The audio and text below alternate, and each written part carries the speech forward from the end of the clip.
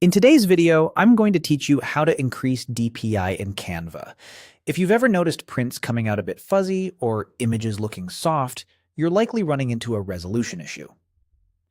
DPI, or dots per inch, is a print term that describes how much detail ends up on paper. While Canva doesn't let you type in a DPI number directly for images, it does give you a high-quality export option that effectively meets professional print standards. That's exactly what we'll use.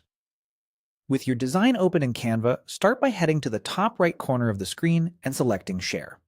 This opens Canva's main menu for getting your design out of the editor. It's the same place you'd go if you wanted to present, collaborate, or publish your work, and it's where the highest quality download options live.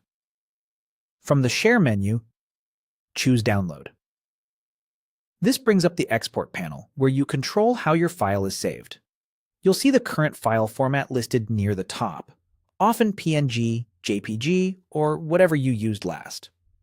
Click the current file type to open the full list of formats. This is important because the default options are optimized for speed and web use, not for print clarity. By opening this menu, you gain access to Canva's best quality export option. Now select PDF Print. This is Canva's high-resolution, print-ready format. It preserves vector shapes and text as crisp, scalable graphics, and bundles in images at a quality level suited for professional printing, roughly equivalent to the 300 DPI standard most print shops expect. Choosing PDF print helps ensure fine lines, small text, and detailed graphics stay sharp on paper. Keep in mind, higher quality also means a larger file size, which is normal for print-ready files. When you're set, click Download. Canva will prepare the PDF and save it to your computer. That's it.